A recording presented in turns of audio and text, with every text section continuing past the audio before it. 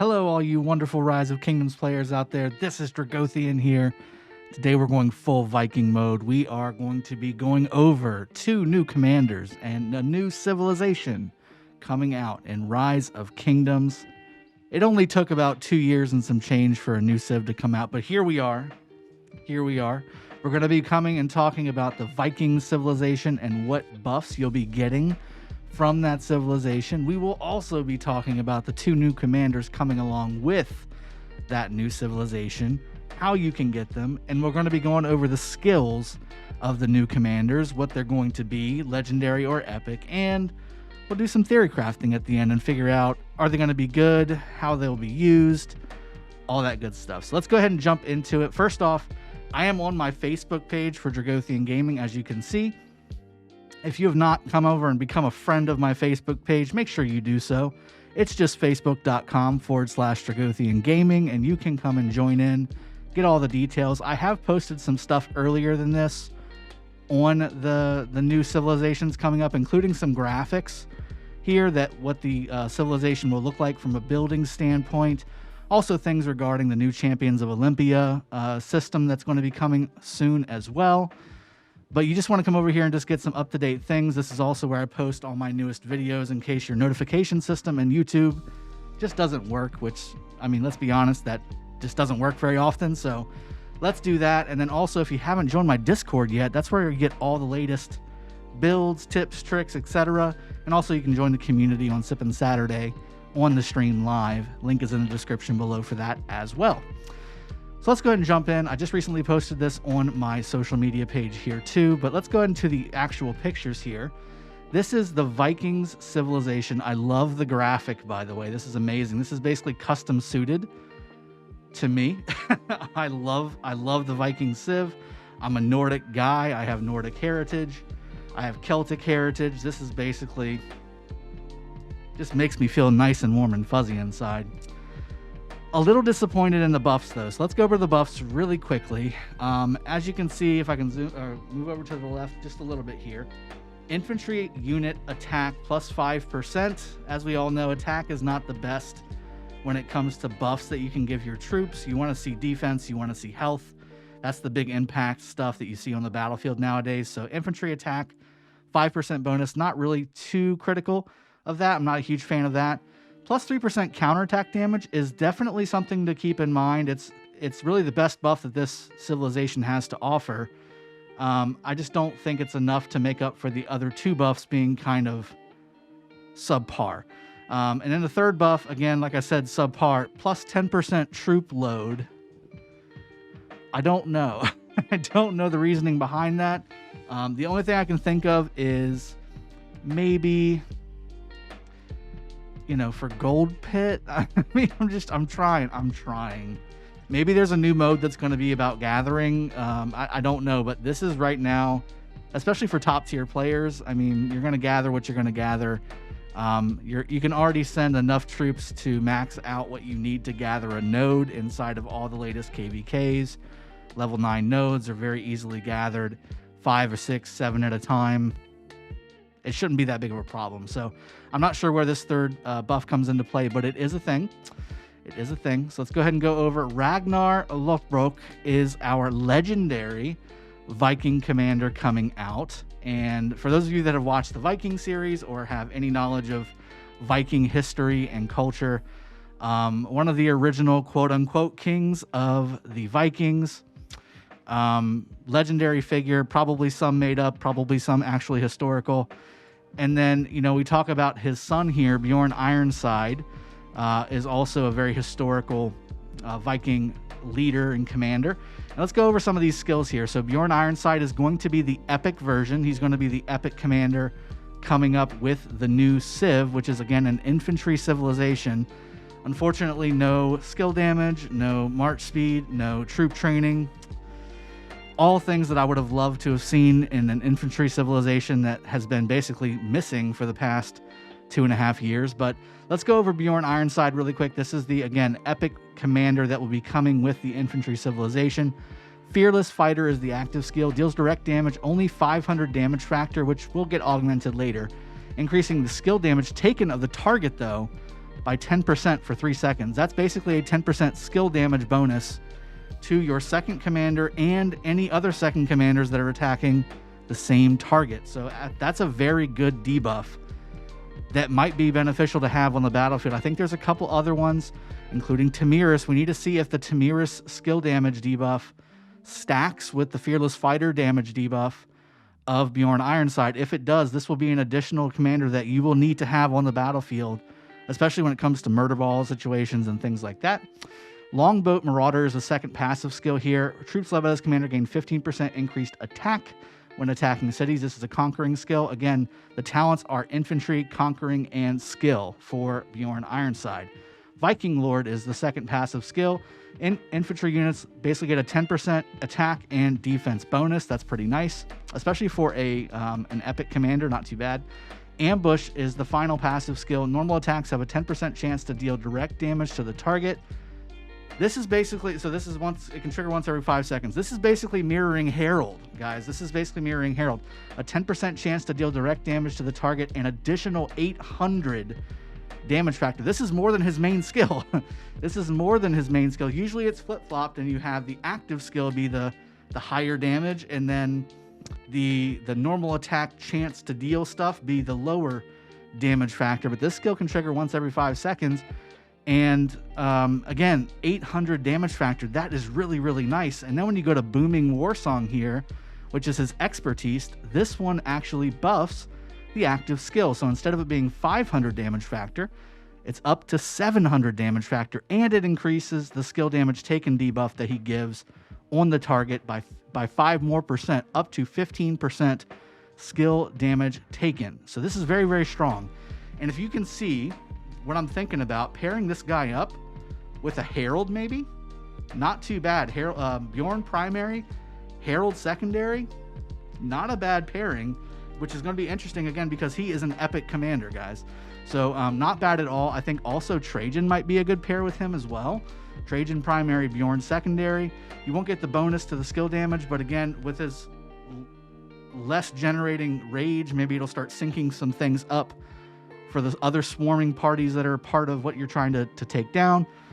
There's lots of things that you can do with this commander, I think. And one of the better starting Civ commanders, I think, that are available in the game, short of, say, a Sun Tzu or even a Joan for that regard. I think Bjorn Ironside's pretty strong, pretty darn strong, especially for a battle commander. And that's Bjorn Ironside's little portrait there.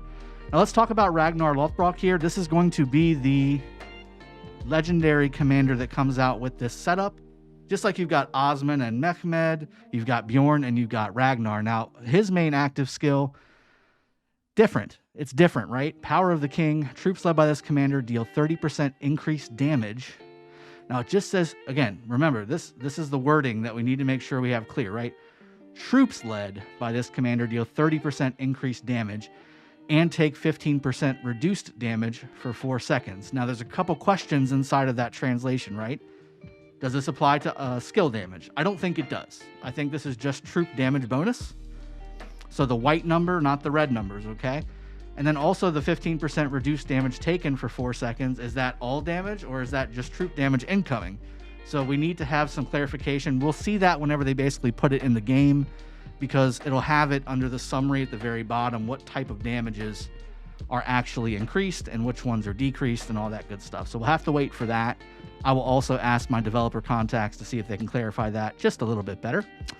But that's his active skill. And this, again, assuming the first part at least is right, with it just being a troop damage increase, you want to pair Ragnar with a commander that is going to already have a high troop damage number, like say an Attila or a Takeda.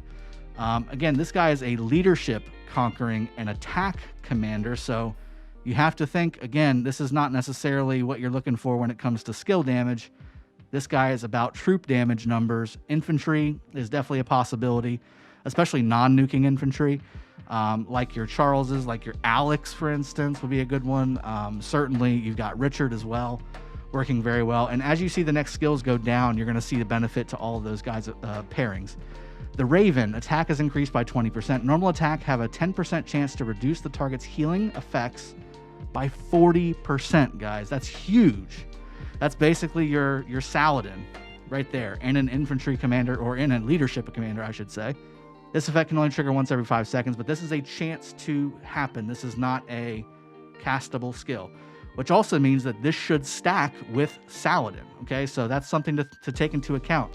This is a passive skill, not an active skill. So Saladin Ragnar, not too bad. Basically lock down any healing commander out there. Hot damn. The Horn's Call, the third skill here. Troops led by this commander deal 10% increased damage when attacking cities. Again, that's your conquering skill. Lord of the North is the final skill. Troop capacity is increased by 10%. Also, rally troop capacity is increased by 10% as well. So when you're rallying, you'll have more troops. And again, this starts to play in when you're talking about rallying heroic anthem structures, where you're going up against 3 million troop count structures. This can help you bring back the troop count a little more in your favor as a rallying commander. Not too bad at all. And then the expertise tier, Odin's Might, which is going to augment the primary skill, again, of Ragnar. Troops led by this commander deal 40% increased damage and take 20% reduced damage for 5 seconds. This is a huge bonus, guys. You might want to max this guy out. Now, how do we do that? Okay, that's the question, right? Now, out there's nothing in here that on the pictures that says what you actually will be able to, how you'll be able to get them, but in the text below it says obtainable through. So let's go ahead and talk about the new epic commander, Bjorn Ironside, King of Kattegat, obtainable through the Tavern, which should be your gold keys, right? You'll also be able to get him occasionally in the metal store, in the expedition mode. And then there's a new event coming, Warriors of the Frozen Sea. Okay, so that's pretty cool. We'll be interested to see what that looks like. I'm curious what that's going to look like, because that's new. Obviously, that's not something in the game right now. And then the same thing for Ragnar, the Tavern as well. So this is a gold key commander. Both of these are gold key commanders, guys. So free to play as it gets, right? It's free to play as it gets. Will occasionally be available in the metal store, again, in the expedition mode. And then there's a bundle for Ragnar, Legend of the North bundle. So there's an event coming out for Bjorn, and there's a bundle coming out for Ragnar.